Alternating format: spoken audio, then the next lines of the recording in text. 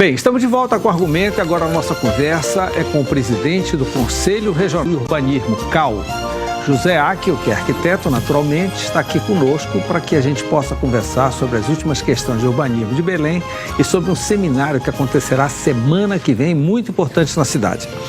José Áquil, é um prazer tê-lo aqui, muito obrigado por ter vindo. Vamos começar a falar do seminário. Qual a importância desse seminário? Obrigado pelo convite, Mauro, pela oportunidade que está me dando para divulgar o nosso seminário.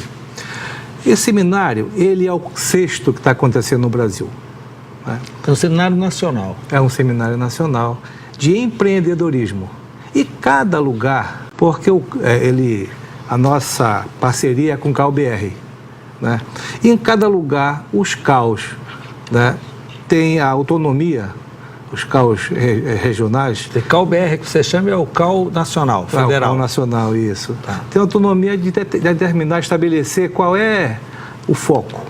E nós aqui em Belém determinamos que o nosso foco seria assistência técnica pública e gratuita, né, para habitação de interesse social. Né? Por que nós adotamos essa temática? Acho que hoje, a dignidade das pessoas passa pela habitação. 85% da população brasileira, das construções brasileiras, não tiveram nenhuma orientação técnica. Né? Não quero dizer que elas são precárias, são edificações, algumas delas, até que são de valor expressivo. Mas elas não resolvem, tecnicamente elas não estão bem resolvidas. Os conjuntos habitacionais construídos pelo próprio poder público, Minha Casa Minha Vida, tem um acompanhamento do CAU, por exemplo? Não, diretamente não tem.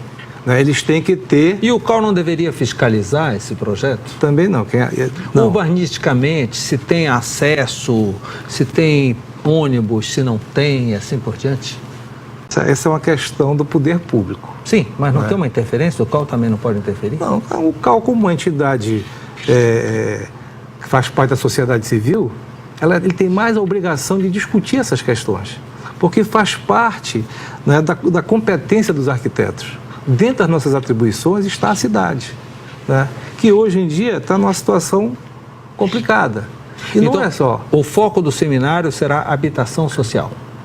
De interesse social, isso. Né? Deixa eu te dar um exemplo da questão da importância da assistência técnica. Né? Eu fui chamado há pouco tempo, menos que um ano atrás, para dar uma assessoria para um amigo. Estava comprando uma edificação, uma casa, né, numa área que tinha sido recuperada pela macro-drenagem da Bacia do Una. Né? E aí sobrou lá uma nesga de 4,5 metros, e o proprietário da época fez uma casa, contratou, era uma casa de madeira, ele substituiu por alvenaria, etc. E aí um ano deu para esse meu amigo, ele me chamou, vamos dar uma olhada lá. Era uma casa linguiça, 4,5 por 25. Né? Tinha uma abertura na entrada e uma abertura na cozinha, só. Né? O piso de boa qualidade era café. O forro, né, de PVC era azul celeste. As paredes, né, era verde bandeira. Quando tu entrava na casa, lembrava a caverna do Batman, de tão escura que era. Entendeu? Não teve nenhuma orientação. Não teve. Banheiros inadequados, não tinha ventilação nenhuma. Agora vamos passar por o seguinte, já que você está falando em habitação social, a imagem que tem de você contratar um arquiteto ainda é uma imagem de que vai carecer a coisa. Fica caro. Né? A gente já tem aquele, vou colocar um engenheiro já é caro. Eu vou colocar um arquiteto, vai ser mais caro ainda. Sim.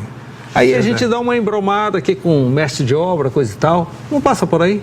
Não é uma questão econômica? Olha, 85% da população pensa assim, tanto que as casas não têm a menor orientação de nenhum técnico. Deixa eu lhe perguntar, não é verdade? É verdadeiro, verdadeiro.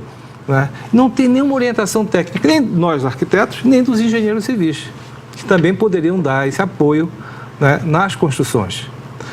No entanto, em 2008, saiu uma lei, né, a Lei 11.888, dia 4 de dezembro de 2008, que estabelece assistência técnica pública e gratuita nos termos internos que diz pública gratuita, né, para habitação de interesse social.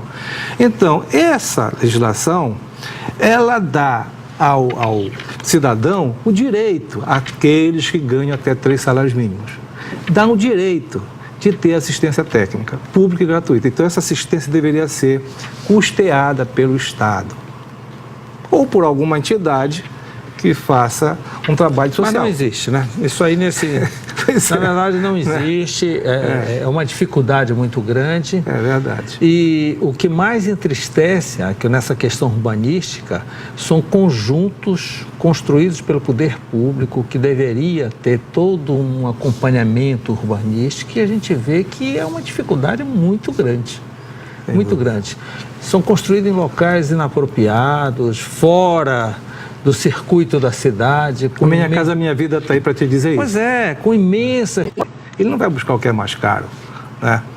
Quando a política pública deveria estabelecer condições preliminares para que aquela condição aconteça. Por exemplo, só rapidinho, para a pessoa construir uma quantidade de unidades habitacionais, essas unidades deveriam ter toda a infraestrutura, assim como transporte, infraestrutura de praças,